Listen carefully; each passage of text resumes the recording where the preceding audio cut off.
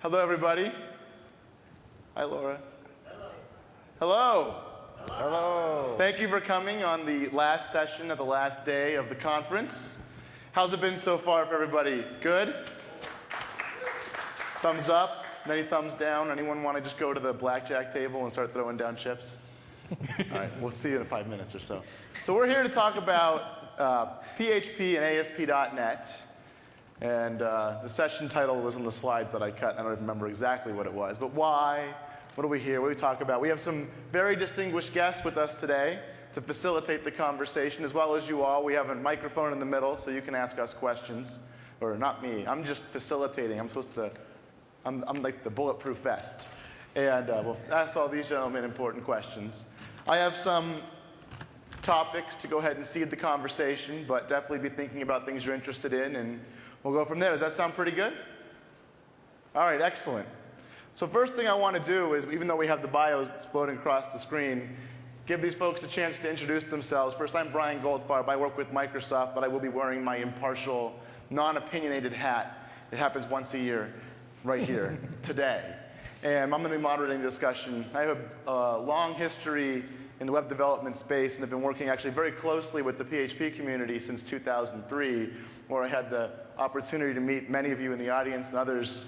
It was PHP Con in PHP West or something. PHP Con West. PHP Con West, down in some ghetto hotel in San Jose or something. It was an awesome time.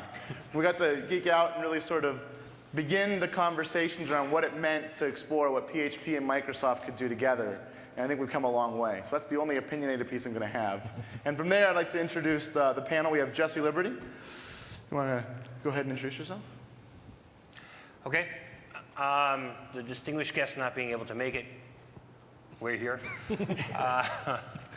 Jesse Liberty. I currently write for O'Reilly, among other folks, and specialize in writing about .NET, although also some other technologies. Have done some work with other languages and technologies, including, bizarrely, writing a textbook on Java for high school students taking the AP exam. Although how that came about is way too long a story. I was trying to prove my bona fides on open source, as we were talking before, and explained that I had written an entire messaging system in YAM, which, is anybody old enough to remember Chuck Forsberg and yet another modem protocol? No, probably not. But that didn't seem to fly very far. Just dating yourself here. Yeah, really did. Experience, I think, is what you're trying to Experience, that's what I'm trying to show.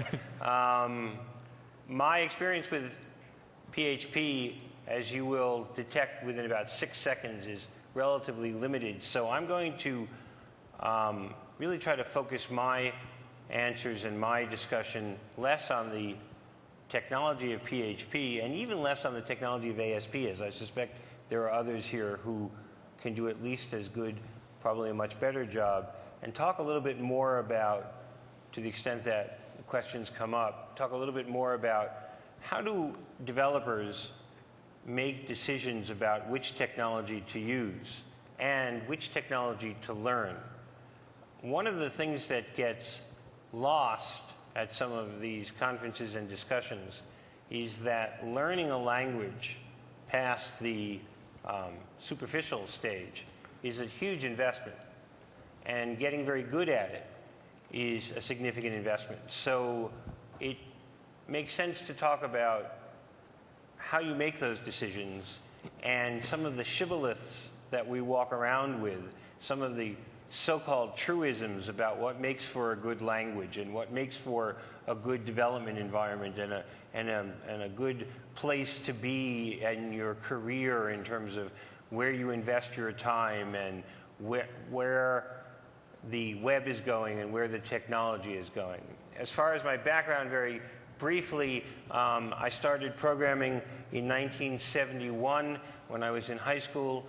We were programming in machine language using punch tape and actually a hole puncher and punch cards, and I hated it, so I stopped. and then I started programming again when I was in college, and I hated it, so I stopped, and I went to social work school and discovered CPM and decided that I liked that, so I dropped out of social work school and almost bought a CPM machine because it was cutting edge, but I bought a PC, had a long conversation with the fellow about whether anybody would ever need 128K, and have been going since then down that path. And the rest is history. And the rest is sort of sordid history, yes. Great, thank you. Bill Staples. Hello, my name's Bill Staples, and I work at Microsoft. My title there is Product Unit Manager. That means basically I'm the engineering manager for the team that designs, builds, and ships the IIS product at Microsoft, as well as the Windows Media Server product and the Commerce Server product. But my focus has been IIS for quite a while. I joined Microsoft in 1999 and the IIS team. I've been working on it since the late days of Windows 2000 and IIS 5. Before that, I worked for a number of smaller companies in the web space, so building web applications, building web infrastructure, pretty much my entire career. Great. Wes? Hi, I'm Wes Furlong. I'm lead architect at OmniTI, and we're a professional services consultancy specializing in scalability, performance, and security solutions for internet problems. But that's not really why I'm here. The reason I'm here really is because I'm one of the core developers for PHP, and I got involved with PHP probably around 99 or 2000. So like the start of my career, I did Windows development and ASP, and we were building ASP Classic, and we were building sites with ASP. But then we had a customer that wanted us to run something on their Solaris servers. So we'd heard about PHP, and we thought, no, that sounds a bit like ASP, we'll give that a go. And we kind of jumped in, and we built them an app, and wanted to use a payment gateway, and it didn't do...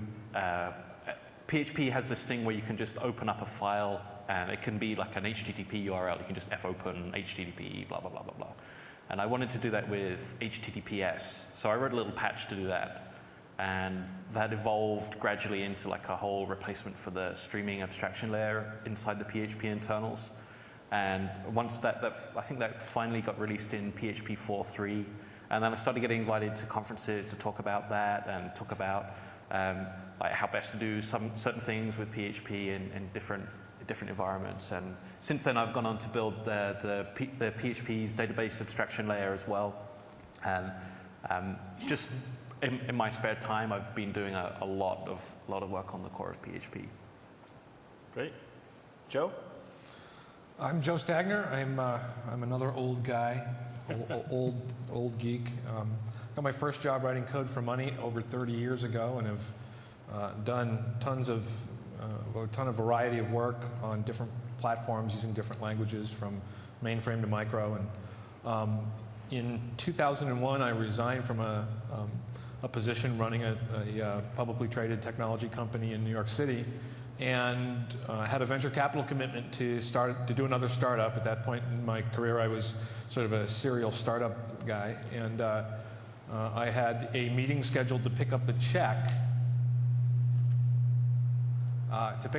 for the first round of venture capital on September 13th, 2001. The terrorist attacks happened in New York, and they couldn't have gotten to the money even if they wanted to, and that's what I had been planning on doing. So I was being sort of courted by Microsoft and IBM at the same time, and IBM looked like it was a lot less fun of a place to work than Microsoft was going to be. So I joined Microsoft with a firm commitment to myself to stay for only 1 year in 2001, and I've been there ever since. And in those 6 years, I've been talking about how Microsoft should consider not competing with PHP, but embracing PHP. Just to prove that no good deed goes unpunished, that actually landed me a job on the ASP.NET team,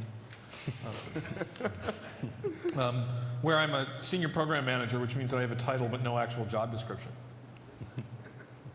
Which is why you're here. Right. Great. So let's get started with some just topic level questions, and then we'll open it up to questions from the audience. I think one of the things I think is important that I think I need to know the answer to is, and what I've heard from reading some blogs about this panel is, why does Microsoft care about PHP? Why are we doing work there? What's our interest in that? And what sort of, fundamentally, like, why is this panel even happening? I was wondering if someone wanted to address that topic. Sure, I'll take a crack at it first. And Wes, anybody can feel free to jump in. So, PHP has been running on Windows for a long, long time. So Microsoft's been investing for a long time in classic ASP and lately in ASP.NET as our premier programming language. But going back 2 or 3 years, we started looking at PHP and its popularity out on the internet and in enterprises. And we noticed a trend. And the trend wasn't good for Microsoft and for Windows. What we noticed is there are a lot of developers out there building PHP applications. And in fact, when we looked at it, they were actually building them on Windows, primarily Windows XP. But then when we looked at the server space where those applications were being deployed, we saw not very many Windows servers running PHP. And we said to ourselves, that's really weird. If they're building apps on Windows, why aren't they deploying them on Windows Server? And as we started looking into that, we found there are some technical reasons for it, primarily architectural reasons for it, that were causing developers and administrators to choose to deploy PHP apps on Linux and Apache instead of Windows and IIS, where the applications had originally been developed. And so we started engaging with the PHP community, and you may have noticed last November we made an announcement with a partnership with Zend, who's one of the premier commercial vendors of PHP, to improve PHP's performance, reliability, and compatibility on Windows. The primary architectural issue was the fact that PHP kind of grew up and was originally developed in sort of the Linux and Apache, to run on the Linux Apache architecture. And Linux Apache, not good, not bad, not right, not wrong, is primarily a pre-fork process model, so single-threaded, multi-process type architecture. And IIS, on the other hand, is based on a multi-threaded environment. And in terms of technical issues, that creates a problem because PHP, a lot of the extensions for PHP were not built to be thread safe. And so when you run PHP on Windows, what a lot of people were finding and telling us is that there were 2 ways essentially to run PHP on Windows. There's the really slow way, which is using IIS's CGI implementation, or there's the really unreliable way, which is using the ISAPI version of PHP. And so given the choice, customers said, well, I don't really want the slow way or the unreliable way. I'll go with the fast and reliable Linux Apache solution. And so that started us looking at it a lot more seriously last year. And we announced with the Zend partnership, not only Zend going to focus on the PHP engine itself and making sure that it is performant on Windows, and they're also doing performance and compatibility testing on the Windows platform and fixing bugs specifically that are related to the Windows offering. But the IIS team and Microsoft is building a fast CGI feature, which allows PHP to run on Windows in a single-threaded but high-performant way. And we're shipping that for Windows XP, Windows 2003, and we're now integrating it into Windows Vista and Longhorn Server. And that sort of takes care of the interop between IIS and PHP and lets developers build applications with PHP and run them on Windows. So that's sort of the long story. That's kind of the way we got into this spot. And that's why we care about PHP, because we want to make sure that developers who are building apps, if they're building them on Windows, why learn and worry about debugging and troubleshooting and deploying onto a whole other operating system and a whole other architecture? Why not just stay on Windows? Primarily, we want to give people a choice to do that. And if you want to stay on Windows and IIS, now you can. Of course, you want to go on Linux Apache, nothing's stopping you from doing that either. Well, Ray Ozzie said in his keynote address that at the core of Microsoft, we're a platform company. So it just doesn't make sense for us to develop a technology that excludes a statistically significant portion of the developer community just because we don't make it. Wes, any comments? None really, other than they are doing what they're saying. Thanks for keeping us honest. we've got the we're not lying part out of the way. Yeah. No, well, from my perspective, I first met Brian back at PHPCon West in 2003, and he was kind of the oddball guy there. Like, it's like a PHP conference, open source, and there's Brian, like the one guy from Microsoft, and everyone's like, who's that? I spoke at that conference. You were there? No. No, I don't think you were at that one. 2003? Yeah. I was there. Maybe. I don't remember you. I don't think so. Maybe. Maybe I didn't speak at That was so long ago. Oh my gosh. Who remembers 2003? I should have done it. Who remembers yesterday? Anybody? I'm having trouble with that one. So anyway, there's Brian, the one guy from Microsoft, who's sticking out like a bit of a sore thumb, really. And he's there with all his techno gadgets, got like prototype smartphone, tablet PC, and he's like there, like taking notes, going, "Oh, this is interesting." And I got roped into moderating a Birds of a Feather session. That's right. And to try and, I was the bulletproof vest for Brian that time. And we were cautious. We weren't sure why Microsoft were there. And you know, Brian was saying things like, "Oh no, we're just checking things out. We want to see what we could be doing." And like over the years, things have been stepping more and more towards more of a cooperation. We were afraid that maybe Microsoft were trying to figure out a way to swat PHP and take it down, but Brian seemed genuine enough, and things definitely have been progressing towards where we are now, and it feels very positive. So it's good from my perspective. So you talked a little bit, Bill, you mentioned a little thing about sort of the ASP implementation versus the CGI implementation around one being fast, one being slow, one being reliable, one being unreliable. And I was curious if you wanted to talk a little bit about what the PHP community is doing to address some of those issues. Because it seems like there's complications on both sides. There's core PHP issues and there's architectural issues on Windows. Yeah, so a lot of those issues stem from the Unix model, which is the basic philosophy. I don't know how many of you guys, use Unix of some form? Oh, a good bunch. Yeah, so you'll be aware that the philosophy generally on Unix is if you're writing an application, you write one process that does it and does it well, and then can pass on its work to another process to do like some other complicated bit. And that way you isolate each step and makes it easier to maintain and so on. It doesn't really have very good scalability characteristics, so unfortunately. But whatever. So it's just the way it is. So a lot of libraries that you have on Unix are written around that per process model. So like the IMAP extensions or like imaging extensions, they all believe that they live in a process and can do whatever they want within the realms of that process, and like they have really no idea that they may be running in a threaded environment, so they don't have any thread safety checks in there. So by extension, when PHP goes to use those libraries to enable new features, the extension that does that then also becomes thread unsafe, because there's not really anything PHP can do to make that inherently unsafe extension safe. So that kind of pushes its way up, and then people say PHP isn't thread safe. So it isn't by extension, but it is by design, but whatever. So that leads to that problem where you have the stability problem. So there's not really any way around that. It's not feasible for us to go out and fix every single open source library to make sure it's thread safe. So we just can't fix that. So the solution really is to develop a different way to make the CGI model run fast, and that is called fast CGI, where basically you run the process, but instead of exiting when it's done, it hangs around and waits to do something else again the next time around. And that way it's thread safe because there's only one thread at one time in that process. But you can have multiple of those guys, and you can like fan the work out between them, and you get the performance gain there. So one aspect of the things that we're doing is we're helping to make sure that the fast CGI works well on Windows, which is good. The other aspect is we've been looking at, with the help of Microsoft, at tuning a lot of the things that we do in PHP. And I'm going to have a little jab. Is anyone here on the Visual C library libc team?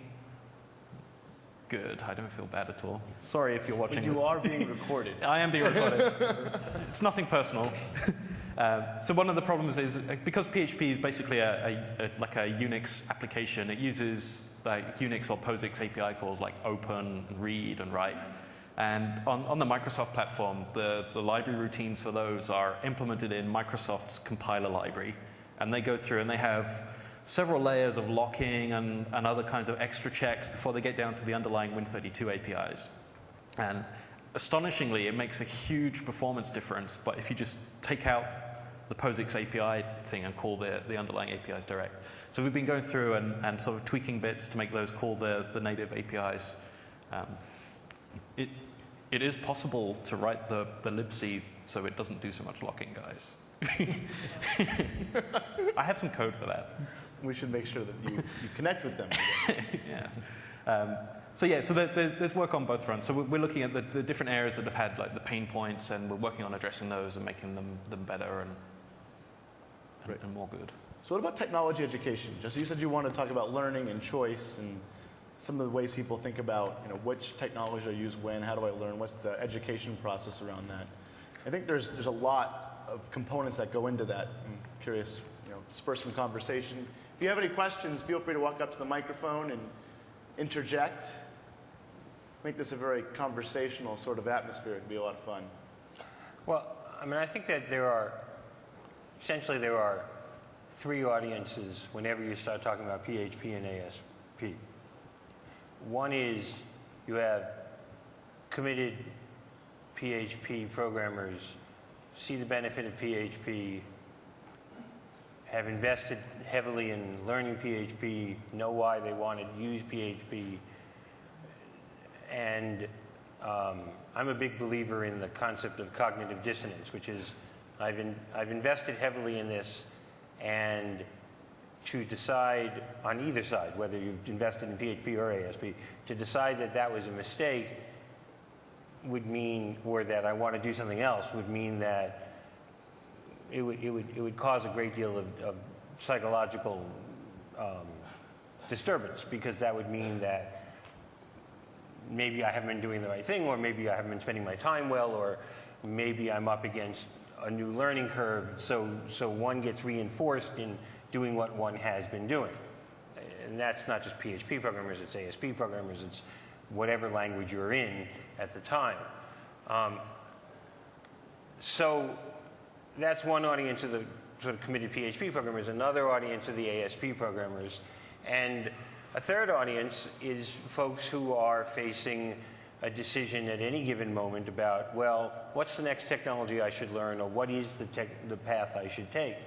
And I spend a lot of time talking to folks who are making that decision in their lives. And often that decision is posed as crudely as well, should I go down the Microsoft technology path? Or should I go down sometimes it's phrased as the not Microsoft path, and sometimes it's phrased as the open source path, and neither of those are really correct designations, but we'll use them as first approximations. What we don't have is a non-academia, business-oriented, objective evaluation. No one, and I think there's a great business opportunity here, no one has created a magazine or a resource that says, we've looked at various business scenarios, and we've looked at various requirements and various tools and how teams work, and looked at how hard it is to learn something, how hard it is to make it productive, how hard it is to maintain, and here's what we found. This is where you're best off. So what you end up with is quasi-religious wars that are invaded by some truisms and some superstitions. And I'm as guilty of it as anyone. I'll write something in a book that says, for example, it's great to separate your markup from your code. Well, I actually think it is, but that's a challengeable assertion. And I think there are hundreds of similar challengeable assertions. And so you get into a discussion that very quickly breaks down into an argument most often about which of these is the best way to go, and you start talking past each other very, very quickly. One of the reasons I was excited to be on this panel was to see that Microsoft, for whatever reason, and I'll accept the idea that as a platform company, Microsoft is eager to say, look, we're open to meeting the needs of any developer. That's a great start.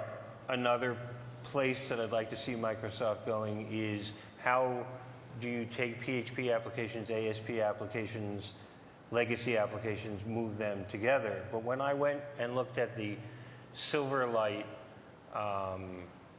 what they were talking about at Silverlight at the keynote, and went and read more about Silverlight and looked at some of the in-depth discussions and thought about what Silverlight's going to mean in the coming years if it follows the path that I could imagine for it, I think that there are going to be challenges to all of us about our assumptions about what's delivered, about these distinctions that we're currently making about web versus platform, about what the platform is, about what performance means, about what expectations are, and where PHP versus ASP fits in is going to become one of those things that we look back and chuckle over in terms of, you know, the bar is changing, the expectations are changing, and so opening up a discussion to how do we take these communities of proprietary software, open source software, various fast to market, I could have gotten that done in the time you opened up your IDE mindsets, to yeah, but can you maintain it and scale it mindsets, and bring those together into discussions. That's a really exciting place for me. Yeah, those angles are interesting. The, you know, how fast can I build it, or what does it mean when I'm on the front page of Dig? Yeah. Yeah. DVD codecs. Audience questions. Excellent. Yeah, thanks for having the microphone on. Is that mic on? Is it going? Can you hear me? I can hear you, but it's not on. Okay, you hear it's on. What is it? I am. It's on. That Just gotta- worked. It worked. It is? Okay. So, oh yes, okay, I'm hearing a little bit, okay. So I think Jesse, you opened up a beautiful topic of discussion in terms of maintainability, in terms of performance of applications. Let's contrast a little bit of the different technologies and such. It's an important, who's really done this, you mentioned, like nobody's done this in terms of like trying to contrast, well, what are all the different performance advantages, the time to market advantages and so forth amongst the different languages. One of my friends actually took the time to be able to get a couple of friends together for his thesis, and they were all in the same, graduated the same program and such, and then they decided, let's really do this. And so they have a couple of different simple and more complex projects that they put together and then tested out 7 different languages, including this PHP and ASP.NET, but also includes Perl and Python and Ruby and Cold Fusion and just a bunch of good stuff. What I love about this CGI thing that we've got now, with fast CGI, we have not just a benefit just for PHP and performance advantage, but also this spells performance advantage eventually then for Perl and for Python. We've got a lot of opportunity here with multiple languages. So anyway, long story short, so my friend's thesis, they're working on it together and so forth, and trying to get experts in the field to write the different apps and so forth, to try to test out, well, what are the advantages? How many lines of code did it take to be able to do this versus over here in this other language? What was the experience? And then they even they did the screencast for every single line of code, every single bit that was being built, and just how long it took exactly with experts. I feel very fortunate they asked me to do the ASP.NET side of it. So the findings are still actually coming out. It was just this week that they turned the paper, but it's exciting to see that project, and I hope that maybe we can look at that later. I don't know. Something you might see on the blogosphere or something in terms of this 7-language comparison coming out. I think that is a void. We need to really analyze what are the benefits, the pros and cons of each language. There's certainly no language that needs to be excluded. We need to have analysis when we go to a project. Well, what are the strengths? What is my developer talent? What would they prefer? And what sort of wins will I have down the road and so forth as I can have interoperability. So I think you bring up some really great points, and I'm glad that Microsoft is going this direction in terms of bringing CGI PHI to the table in a really meaningful way, maybe bring a different implementation that really benefits the open source community. Great thing for that. So there's some thoughts. Great. Thanks. Yeah, that's interesting. Do you know if that study also included not just lines of code, but how long to figure out what lines of code you needed to write? Yes, it did. Good. From the screencast. So the screencast was like, let's build it totally from scratch. From Every bit of it. but like say, did the guy come in cold and not know anything about it from the start? So that's like, for instance, I recently dabbled with some C# for a SOAP client, and it was only like 50 lines of code, but it took me a couple of weeks to figure out what 50 lines of code because it was not very well documented. Very true. So there's project requirements that are the same set for everybody. So they did get a lot of time to be able to analyze that. Also, a MySQL database that was provided, so you can get to go through the schema and have some fun, messing around a little bit there. But then on top of that, well, not a lot of time to try to figure out like, well, what would be my implementation and try out different options. Just like, all right, let's sit down, let's have to really do it from that standpoint. Everybody hopefully a fair sort of starting point. Let's see how it all turns out. And each language has benefits, strengths. Obviously, the lines of code for Ruby very short. The performance on the ASP.NET side very good. Java also performs very good. But Java has a lot of lines of code and so forth. There's just a ton of different strengths and weaknesses that can be brought out and exciting things to really analyze.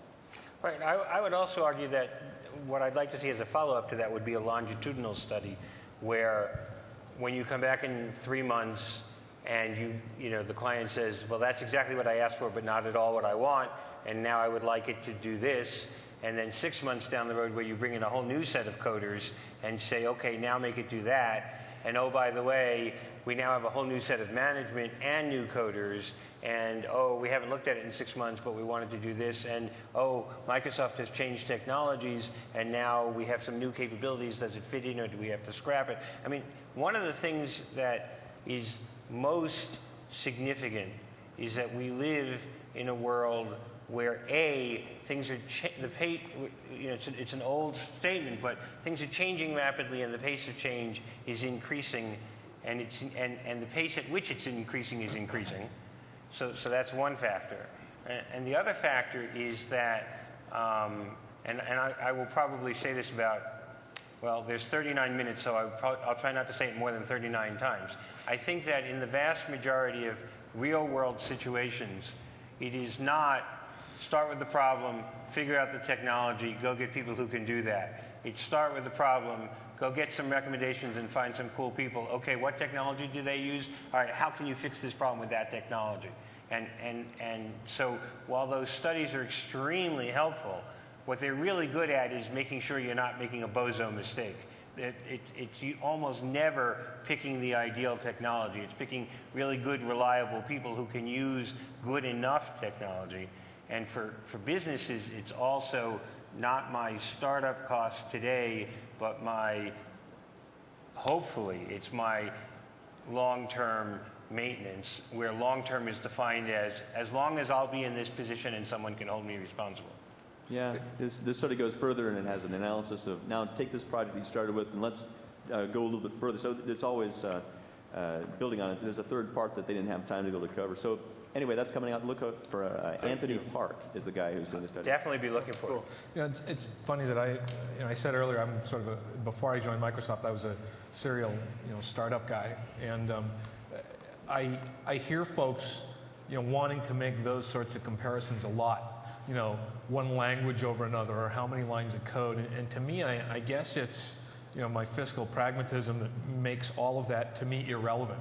I don't particularly care about the differences in syntax between PHP or C# or anything else for that matter.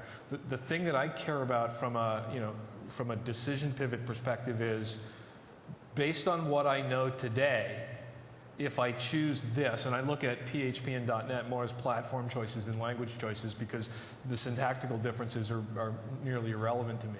But the thing that I worry about is, what's the cost of getting the job done, and cost being defined as more than just number of dollars and cents, but also is the decision that I'm going to make today, often on behalf of a customer, is that going to create a problem tomorrow based on some feature or requirement that I'm not able to predict today, and weigh that against the labor intensity.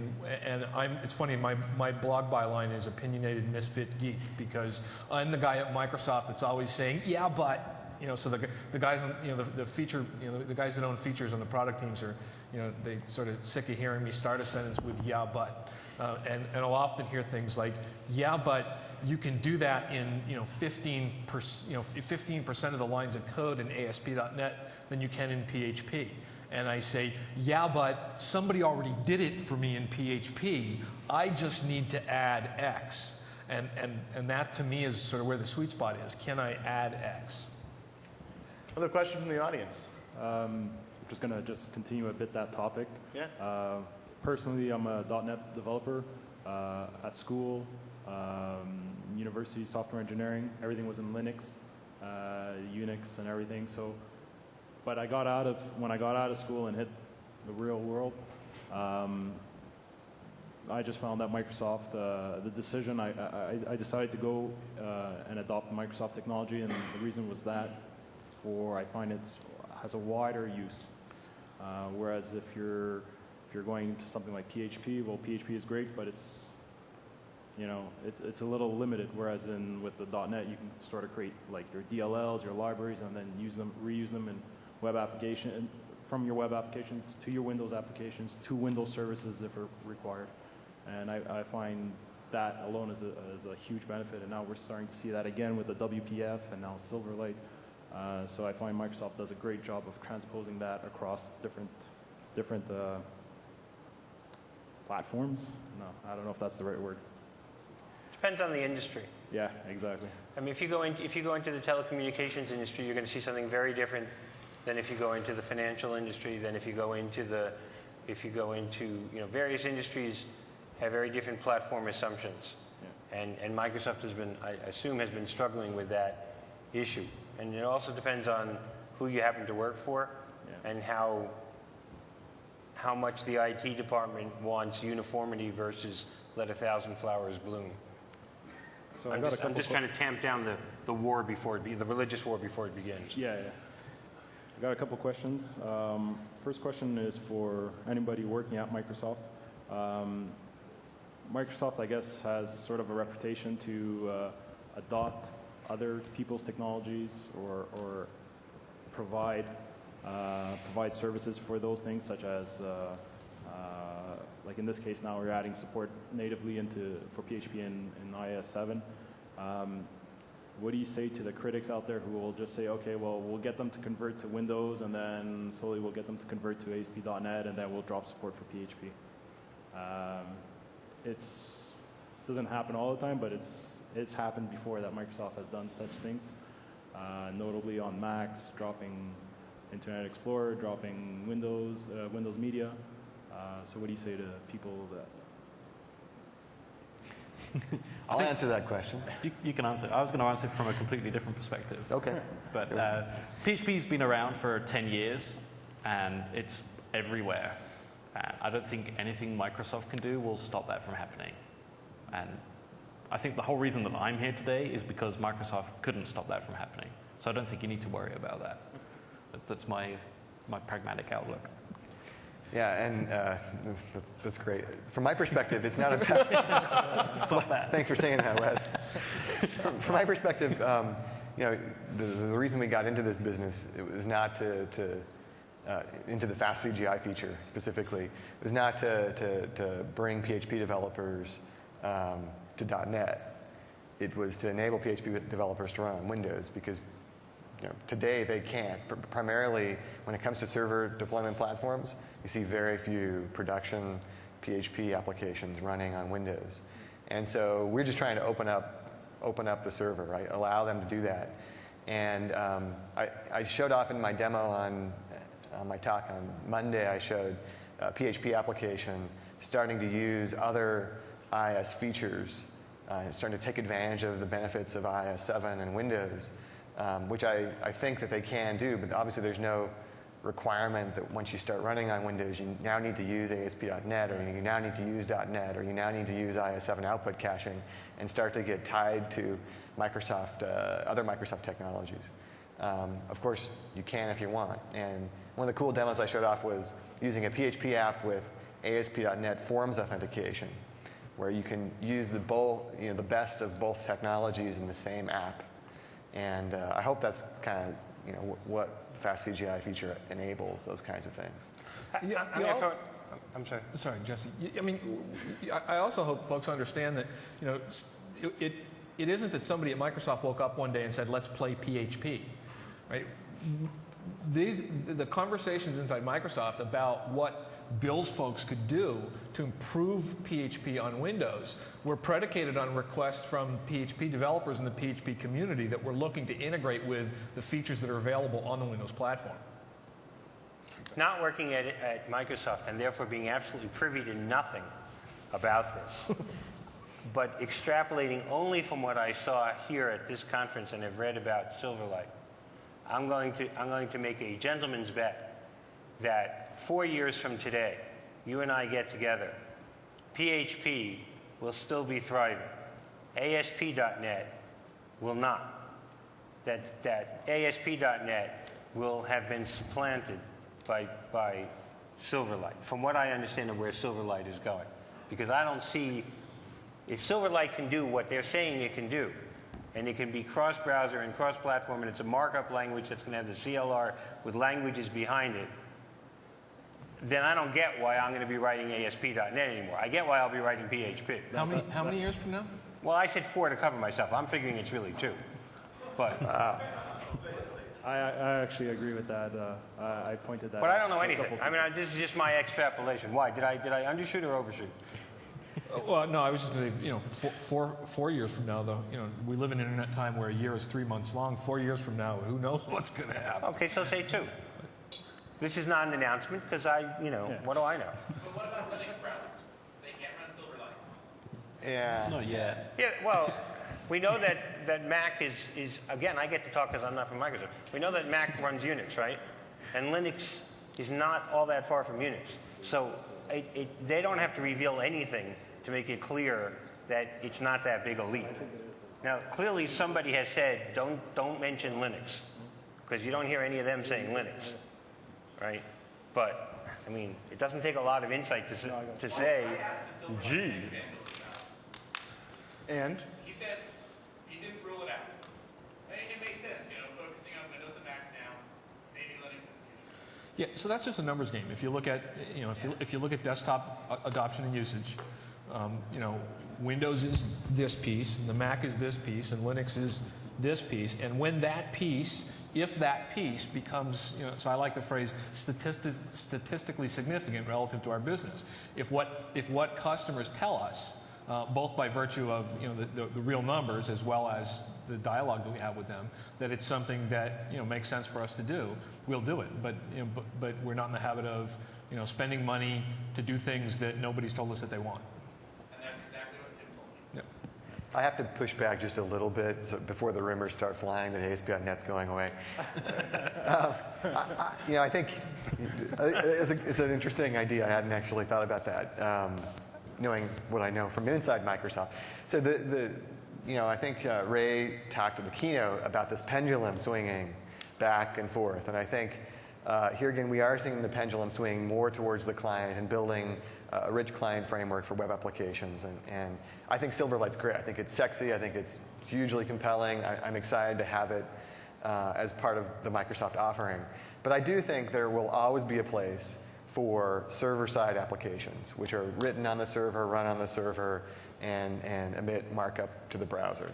And maybe I'll be wrong. 4 years, replay this to me, but I think we're always going to see server-side applications. I think PHP and ASP.NET will continue to be very competitive and compelling to developers on the server side, and I think Silverlight will also grow up and become a very compelling client-side framework for building web applications.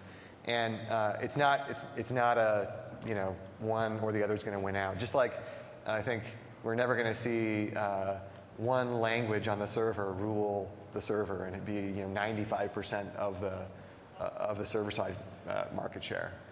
It's always going to be a mix and match of languages on the server and a mix and match of client and server side applications. Well, you bring up a great point too. I had a conversation in the hall earlier today with somebody that's looking at all the Silverlight stuff, which is really a UI technology, and all of this Ajax REST type of stuff, and said SOAP is dead. And I said, no, it's just, SOAP is alive and well and is going to be more important as we continue to federate our applications development. It's just that the hype right now is about this sort of low bandwidth, lightweight, communications mechanism, but businesses are still going to want, transactions and security and reliability and routing and all of the things that the WS star standards are going to provide that are never going to be part of the REST or POX mechanism. So I think you're completely right that the strength of the server platform is only going to be enhanced by these rich internet applications running UIs that are based on things like Silverlight. Bottom line is that PHP isn't going away. That was the question, I think. Right. I just thought we'd come back to the question. That was a 12-minute answer to a 1-second question. Excellent. Did you have another question? Yes, I do. Let's try to keep the next one shorter. You mentioned about SOAP. Yes or no is normally a good question for me. So that's what my next question is about, is about SOAP. Is PHP planning on supporting better the WS extensions or WCF? Indirectly. PHP has kind of a nasty SOAP extension, really. It works for the things that people have made it work on. I've had I wouldn't call it pleasure, misfortune maybe, to have had to done some work on that extension to make it work for a couple of clients. It's pretty nasty, and we hate doing it every time. However, the Apache folks have this project called Axis 2, I think it is, which is a SOAP library written in C for any application to use. And there is some work on wrapping that up as a PHP extension.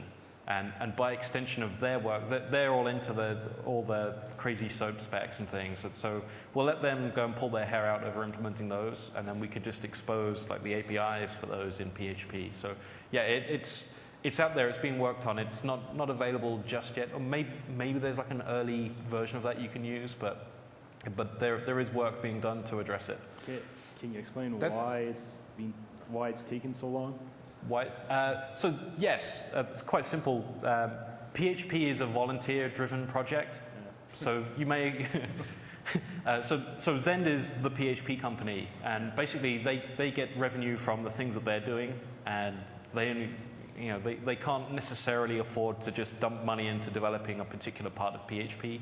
It's not to say that they don't do that from time to time, but Zend is only, I hate to say, the small piece of the puzzle, but the PHP community is very large, and there are a lot of different people working on different things.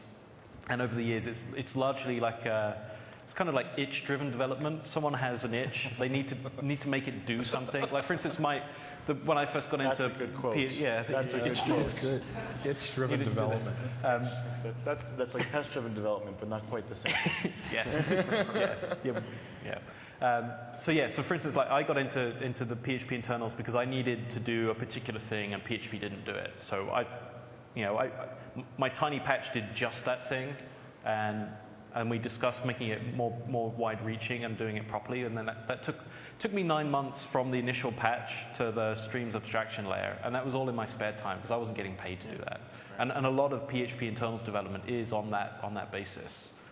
So that's the reason it takes so long, is that the guys that are doing it, like the Axis guys, they aren't paid by Zend. They're not part of the PHP community per se, but they're doing it in their spare time. So I think Wes is asking what you're doing on Saturday.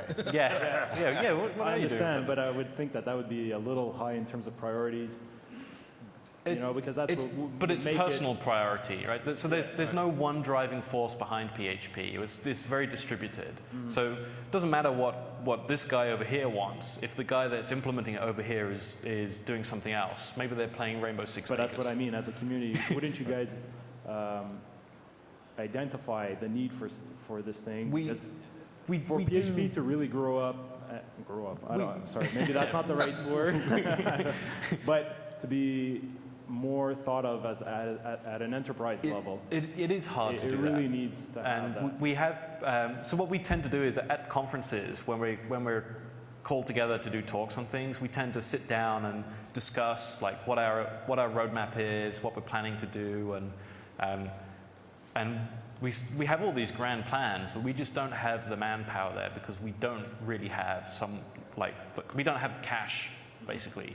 And not only that, we don't have one person to drive that cash. Everybody works at different companies. So like Rasmus Lerdorf works at Yahoo. Their focus is on like making PHP run fast at Yahoo. I work at OmniTI. I don't use PHP in my day job, so it doesn't really come up so much. But when it does come up and we need to make it work, I do some work on PHP.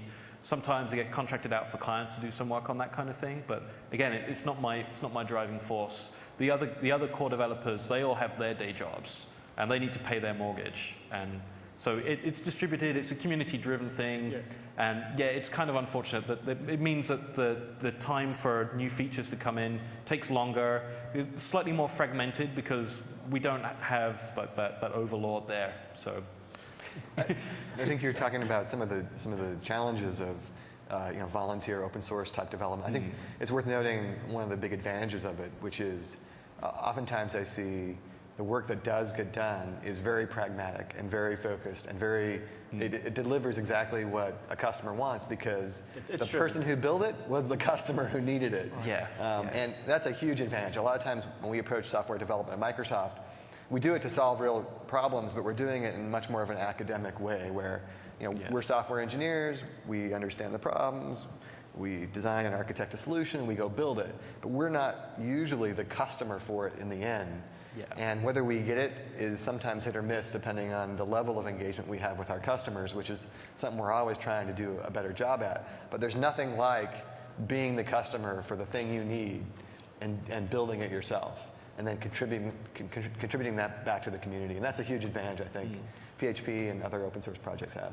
It's interesting that you bring up specifically the web services issue. That the title of this panel talk originally was ASP.NET and PHP living together, or something warm and fuzzy like that. Yeah. And I think there's a fair bit of pain in the web services space in the PHP world. And one of the things that I'm seeing some of the folks that I work on interop with that are doing both PHP and ASP.NET development, sort of in the same environment, is because ASP.NET is pretty web services friendly. I've seen them actually creating .NET objects that become a veneer to abstract a collection of web service calls that they can do asynchronously in ASP.NET, and then just exposing that .NET object as a COM object because this fairly clever guy in the PHP community wrote this really cool COM bridge for PHP. Which is pretty performant, and it makes it a really easy way to get that sort of complex dynamic web service interaction and expose it to PHP. How much did he pay you for that? How much did Wes pay you for that? Nothing. Nothing. As much as I got paid to do it. That was a lot, I know. Next question. This is a question for Bill. At the beginning, you said that the goal was to get PHP apps that were developed on Windows deployed on Windows. So the question is, how much success have you had towards that goal, and how do you measure that success? We haven't had a lot of success yet, primarily because the project isn't done yet. What we've done is we shipped the first technical preview of the Fast CGI feature in November with the announcement. We shipped a second technical preview in February or March, I can't remember. And then we've integrated it into Longhorn Server Beta 3 that just released last week. But all of these releases are pre-release releases. And so there's been quite a bit of interest in the community. We've got a very active forum on the IS.NET website where lots of people are trying it out and finding bugs and reporting feedback. And we're iterating on those pretty quickly. But we haven't really released it yet, and we really haven't gone after deployments of it yet. And so we're hoping to, so now that it's in Longhorn Server, it'll be in Vista SP1. So that will go out later this year. We'll also ship the feature for Windows 2003 and XP later this year. We hope then to be able to kind of go out and see if we can get the adoption that we're hoping to see. We'll measure that by probably a number of different ways. We do look at like the Netcraft data that's out there publicly in terms of platform adoption. We also look at like specific targeted customers that we know are customers, Windows, Microsoft customers who are choosing PHP today, what they tell us and whether they're successful or not. Great. Yeah. Hi. You've talked about a couple of different development models I'll encapsulate as the itch-driven development model, where the advantage is that the person who wrote the routine actually needed it to work, so it's not something that kind of works for this purpose, it's something that really does. And obviously, this is a model that's very much enabled by the open source model. The other sort of extreme was what was previously called by one of the panelists the academic model, where it kind of supports this broad set of things, and one of the advantages of that model is you can have something that is broadly tested, well integrated. You can set up a stable set of APIs that everybody's going to be able to count on in the future because one company did it and they've committed to N years of supporting it. I'd like to hear the panelists comment on which type of development model seems more appropriate to which parts of the technology stack, if that's an appropriate way to slice it up, or if you have some other way of organizing the world to speak to those development models. Anyone have any thoughts? I don't know if I would say which one's more appropriate. I think probably what we want is something in the middle, ideally. Like, it would be great if Microsoft could be slightly more agile with that development cycle, and PHP could be slightly more organized, like as a community effort for getting those things out there. So I think we're both kind of on the extremes of those practices. The PHP situation probably isn't necessarily the best place to be. It just is the way it is because we don't really have that coordination that a corporation has to sort of drive through and say, this is how we want to design it. It's worked okay for PHP. It's obviously very successful. A bit more oversight would probably be good, but it's hard to, like, who gets to do the overseeing, really? So I acknowledge that the academic, you're going to hate calling it that one day, aren't you? Yeah. The academic approach, if we had more elements of that better design out the front, then that would be great. But PHP really is a language of compromise. It's written to solve particular problems and always has been. And those tend to be the problems that most people need to solve. I think that's the partly why it's description of the Microsoft process is a little bit anachronistic. This may not be the place, and maybe the Microsoft folks feel that they can't say it without sounding defensive. But my experience as a writing about Microsoft and as a consumer of Microsoft technology is that you're describing Microsoft 5 years ago or 7 years ago. But in the last 5 years, between the MVP program and the folks who've been at the various local offices and the feedback that's come through the discussion groups and the feedback that's come in very many ways and the rapid cycle of development, I don't see Microsoft as being as isolated from its user community, especially on the development end. I see the tools as being much more responsive, and while it is true that the open source has the advantage of the person who's building it is the consumer, and while Microsoft is certainly capable of creating certain things where you say, what were they thinking? That hasn't happened in the development tools in quite a while. So I actually think that's a bit anachronistic in the development tools area. I think academic is a misnomer. Just after listening to the different definitions now people have been talking about, I see it more as itch-driven development meaning pragmatic, very focused on specific sets of problems, and academic meaning more milestone-driven, roadmap driven. So we do have a set of paths and goals, the broader scope of things, and that gives us the ability to think about things a little bit more holistically and define periods in time. And the question about SOAP, Microsoft has the capability, it sounds like, put my Microsoft hat on, to define a roadmap to deliver that. Whereas in the PHP community, it's sort of like, well, if we can get a couple guys some 12 packs and hope it works out, it's not quite like that. We do have a roadmap, but it's like, well, the 12 packs part is true, but if we're in Germany, it kind of is. Like we do have roadmap meetings and things, but it's really time that we're lacking. And then you lose continuity, and that doesn't help. I also don't think you can make qualitative declarations about which process is better out of context. That's true. Right? So if, which process is better for, the design and development process for the data, the data access provider that I'm going to use? Well, what Bill called the academic version, which is sort of the term we're using, I mean, that's probably the one I want, because maybe we should change the term. I'm trying to figure out a better term, but I can't. The guy who developed that database access provider through the itch-driven development process is going to optimize it for his own very specific needs, which probably are not going to be in alignment with mine. But I'm a big fan of PHP applications like PHP Nuke. One of the things that I love about PHP Nuke, it's not that it's the most secure app in the world, because it's not. I've been defaced. And it's not because it's the best written code in the world, and it's not because the code is terrible. But in toto, it works. And one of the things I love about itch-driven development is that when I want to add a new piece of functionality, meaning like a guest book or a, whatever, somebody's already done it. I have never searched for a module that somebody hasn't already done at least half of the work for me. So, I don't think we can make these, these broad sweeping declarations about which process is better out of the context of what the usage is. Yeah. The original question, getting back to it, was do we see an advantage of one over the other, maybe based on parts of the stack or based on use? And I think, to get back to that question, I think you're right. Like, I don't think there is a right or a wrong or a good or a bad here. I think there's two different types of software development we're discussing.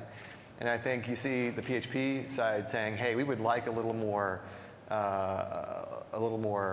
process, a little more sort of centralization of planning and direction in terms of development. You see the Microsoft side saying, hey, we would like to be more pragmatic. We would like to have more customer interaction and be driven by real problems more of the time. And I think like Jesse said, I think we've made some progress on that over the last 5 years. But we still are not the consumer for what we build. And a lot of the PHP developers and other open source projects are the consumers, and that is a real difference. But both models can be successful. Both models have been successful in all parts of the stack. You go all the way down to Linux and Apache. They're very pragmatic open source development projects that were driven entirely almost by volunteer development. And you've got Windows and IIS and ASP.NET that were driven by Microsoft and a huge corporation with lots of planning, and both of them have been successful. So I don't know if there is a part of the stack or a type of process that's better than the other. They're just different. Just one sentence on this. I'll say that the complaints I've been hearing from developers has not been, you're not building what we need. The complaint has been, I can't keep up. With Microsoft? Or? The new technology is coming out so fast, I can't keep up with it. I can't keep up with the learning curve, and I can't figure out what I have to learn. It hasn't been what you're building isn't what I need. It's how do I keep up with the newest and the next, and oh my God, .NET 3 is out? I barely understand .NET 2. And when Silverlight's going to come out, it's like, oh, what is this now? And when do I need to know this? But it hasn't been, I've heard very little of, this is junk or irrelevant or I don't need it or, aren't you talking to anybody because this is superfluous? It's not been that.